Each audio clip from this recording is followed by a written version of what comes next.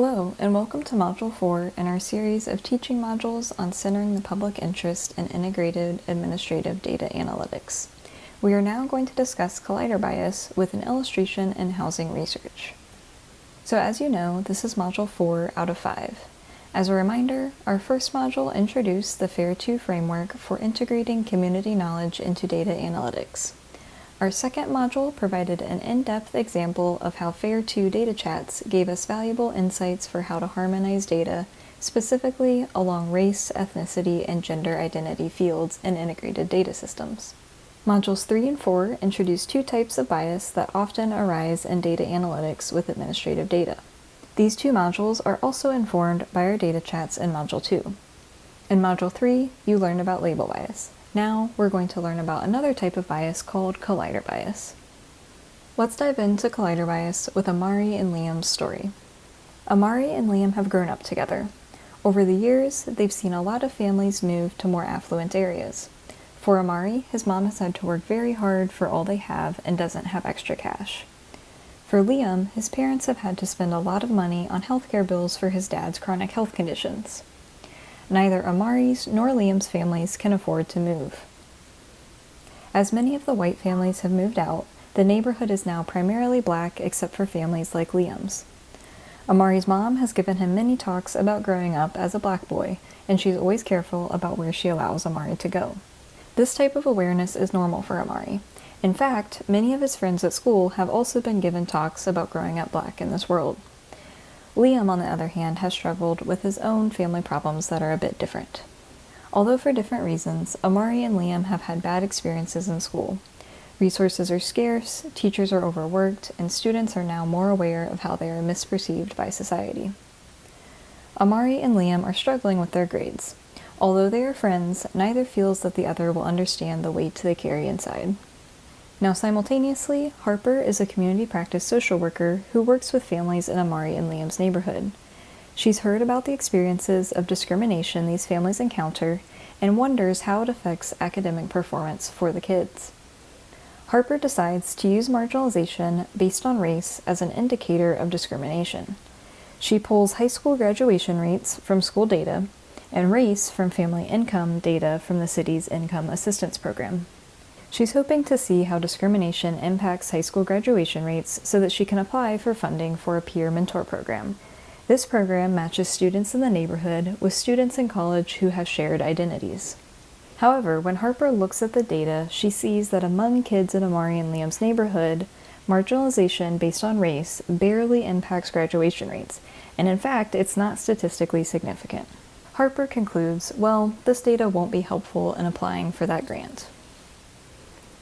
Amari and Liam's story shows us that there are multiple reasons why people may be exposed to a particular environment, like a neighborhood. Structural discrimination has limited opportunities for families like Amari's across generations. On the other hand, Liam's family has experience with chronic health issues that are not only costly emotionally, but also costly in time, money, and resources. As such, neither Amari's nor Liam's families can afford to move to a neighborhood with more opportunities. When analyzing administrative data from a particular system, such as school records in Amari and Liam's neighborhood, it's important to understand what factors contribute to people being represented in that data. Remember what Harper saw when looking only at Amari and Liam's neighborhood: no effect of discrimination on the chance of graduating high school. As we learn more about collider bias, think about what factors may contribute to Harper seeing little difference in the likelihood of high school graduation by race-based marginalization in Amari and Liam's neighborhood. So imagine for a moment that you're a social worker in community practice who primarily works with families in low-income neighborhoods, just like Harper. You notice that marginalization is one of the challenges these families and their neighborhoods face. You wonder how marginalization affects children as they are growing up and preparing to go out on their own. You ask yourself, what are the effects of marginalization on the chances that a student graduates high school? You receive school data for these low-income neighborhoods, including whether students graduate or not.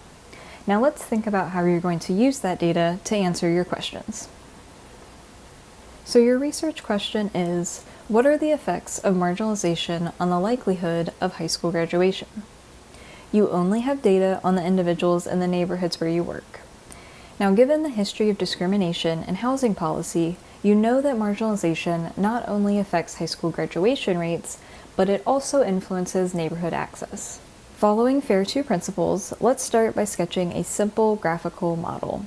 This is called a directed acyclic graph, or a DAG, and it can help us create a visual representation of model assumptions and thereby help us identify biases. So here we draw arrows from marginalization to both low-income neighborhood and high school graduation. This model reflects our assumptions that marginalization affects both access to neighborhoods and the likelihood of graduating high school. So our model shows the full effect of marginalization on the likelihood of graduation in two ways. First, it's broken down into a direct effect for marginalization to high school graduation. Next, it's also broken down into an indirect effect where marginalization affects neighborhood access, which in turn affects the likelihood of high school graduation. Now, drawing insights from community knowledge, we understand that a more realistic graph will include factors other than discrimination that influence the neighborhood in which someone lives and the access to resources they have. So we'll refer to these other factors as vulnerabilities. Vulnerabilities may include health issues not recorded in the data but still impacting the outcomes of interest. Consider Amari and Liam's story. Think about what some possible examples of vulnerability are for both Amari and Liam that led both of their families to stay in their neighborhood. Now, what exactly is collider bias? Well, collider bias occurs when we select on a collider variable. And a collider variable is a variable that is influenced by two other variables. Notice how two causal arrows point to low-income neighborhood in our graph. In this model, living in a low-income neighborhood is a collider variable. If we only have data for schools in this particular neighborhood, then we are selecting on a collider variable. And when we select on a collider variable, we open up a non-causal pathway. So here, we're opening up a non-causal pathway that starts at marginalization, goes to low-income neighborhood, then vulnerabilities, and ends up at high school graduation.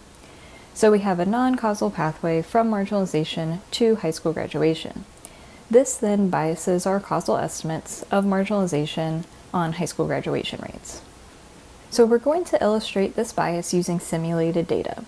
Now, the R code used to simulate this data is available for you to access on our webpage, and we encourage you to walk yourself through the simulation analysis to take a deeper dive into collider bias. In our simulated analysis, we compare estimates of the impact of marginalization across three models, each using different data. The estimates are compared in the graph here on the right, where the y-axis measures the impact of marginalization on the chance of graduating high school. Now, the numbers on the y-axis are negative, which reflect the negative impact of marginalization. So this means that the more negative the number is, the greater the impact marginalization has on the likelihood of graduating high school. So let's start by looking at Model 1, which is on the left side of the graph. Here, we have estimated the full impact of marginalization on the likelihood of high school graduation. We're using a full data set here, meaning that we have data on students in all neighborhoods. So this does include neighborhoods like Amari and Liam's, as well as other neighborhoods that may have access to more resources. We do not control for our vulnerability variable, so remember that variable includes things like Liam's family's experiences with chronic health issues and other vulnerabilities that may not be captured in data. Now, we don't control for this variable because this is something that is not often captured in data, so it's not very realistic to say we're controlling for it. Now, in this simulated example with a full data set, not controlling for vulnerabilities, we see that marginalization reduces the chances of high school graduation by about 10 percentage points. Now, in the middle, we have Model 2. So again, here we use a full data set, meaning again that we have data on students in all different types of neighborhoods, including neighborhoods like Amari and Liam's and also more well-resourced neighborhoods. Now here, since we're using simulated data, we do control for vulnerabilities. So as I mentioned earlier, this may not be super realistic, but since this is simulated data, we're going to control for those other vulnerabilities like Liam's family's health issues. under the less realistic assumption that we had access to this data. So for this model, again, we have full data and we are controlling for vulnerabilities, so this is a more ideal model. Now, in this model, we see that marginalization reduces the chances of high school graduation by 9.8 percentage points, which is very similar to our previous estimate. However, this estimate is a little bit more precise, as we can see by the narrower confidence interval around the estimate. This shows up as that smaller horizontal line through the data point in our graph. Now, this makes sense because by design, our simulated data on marginalization and on other vulnerabilities is uncorrelated. Finally, let's assume that, like Harper, we only have school data for low-income neighborhoods. So for this model, we are selecting on neighborhood, meaning that we only have data for those low-income neighborhoods, and this model is going to be subject to collider bias. When we only use data for a certain type of neighborhoods, like for low-income neighborhoods, then we are selecting on the neighborhood variable. Now with this model, again, we do not control for vulnerabilities since that's not very realistic. And here we see that we estimate that marginalization reduces the chances of graduation by 5.1 percentage points. So we can see here that this is much lower than the other two models, and we can conclude that collider bias leads us to conclude that marginalization's impact is smaller than what it really is. So to sum up those three models, remember that models 1 and 2 have full data on all students in all types of neighborhoods, and as such, they are not subject to collider bias. So that's why we see a more accurate representation of the impact of marginalization on high school graduation. Now, Model 3 is subject to collider bias because we are selecting on low-income neighborhoods specifically, and that's why we see a much smaller underinflated effect of marginalization on the likelihood of high school graduation. Now, the slight difference between models 1 and 2 is contributed to controlling versus not controlling on that vulnerabilities variable. So remember, controlling for vulnerabilities may be a little less realistic because we don't typically have that data. So in this way, Model 1 might be a little bit more realistic. However, in Model 2, it might be a little bit more idealistic because we do have that vulnerabilities data, and we can see this come through because we see it's a little bit more precise with that narrower confidence interval. So why is this all important? We want to highlight three main points of collider bias. First, marginalization due to race and vulnerabilities are unrelated in our model. There are no arrows pointing directly between marginalization and vulnerabilities. In our model, we're saying that marginalized people tend to live in low-income and low-resource communities because of marginalization. That's that direct arrow from marginalization to low-income neighborhoods. So think of Amari's family and how, due to systemic discrimination, they have not been able to accumulate wealth and resources like other families may have been able to due to these discriminatory laws and policies. On the other hand, for non-marginalized people, if they live in these same neighborhoods, in our model, we're saying that it is often because of other vulnerabilities. Think of Liam's family and how they have had to spend so much time and money managing chronic health conditions. So we see that marginalized and non-marginalized folks tend to live in low-income neighborhoods for different unrelated reasons. This leads to our second point, which tells us that when we are estimating the effects of marginalization on educational outcomes, but we are only using data for low-income neighborhoods, we end up comparing marginalized students to a subset of non-marginalized students with above average levels of vulnerability. Ultimately, this leads us to underestimate the effect of marginalization on high school graduation rates. When we reach inaccurate conclusions because of collider bias, we tend to underestimate the impact of structural problems in society. These structural problems include things like discriminatory housing policies, redlining, and other systems built on oppression. These inaccurate conclusions can negatively impact decision-making in social investments, funding allocation, policymaking, and more. In essence, collider bias can perpetuate social biases. For example, a study using administrative police records reported that they found no racial differences in police use of force during encounters with civilians, even though it was thought that people of color and other marginalized groups tended to encounter greater police violence. Well, another study a few years later ended up proving this conclusion wrong, and it showed how collider bias was actually responsible for that initial inaccurate conclusion. Now, if we didn't take into account collider bias here, it would end up perpetuating racial bias in police use of force. So what can we do about it? First, we can diagnose with causal graphs. Before engaging in data analytics, we can draw our assumptions and what factors may influence our variables of interest in our target population. Remember to keep in mind systemic factors like racism and oppression, and individual level factors like disability status. Note that if you're using administrative data, you'll need to think hard about where collider bias could be occurring, and drawing causal graphs is a great way to start investigating. In particular, it's important to remember that even though administrative data can be population-level data, it is still not a random sample of the population at large. Back to our story, Harper, the social worker, did have population-level data on Amari and Liam's school. However, this data was not representative of the population of students at large. For example, it didn't include other suburbs more accessible to non-marginalized students that may have more resources or more opportunities. If we had a full data set, including all students in all different areas with different levels of access to resources, then we may see disparities start to emerge. So one question to ask here is, could Harper access other school district data to add to the analysis? As researchers, it's our responsibility to be transparent about the limitations of our research. Looking at Harper, we see that she realized that she can't conclude that discrimination doesn't matter. She can conclude that for Amari and Liam's neighborhood in particular, high poverty affects everyone's educational opportunities. This likely masks the effect of discrimination and makes it look smaller than it really is. Harper may need larger data sets to see more accurate patterns of discrimination on graduation rates. Now, this concludes our module on collider bias, but if you'd like to think through some additional examples of collider bias, we will talk through some in the next few slides.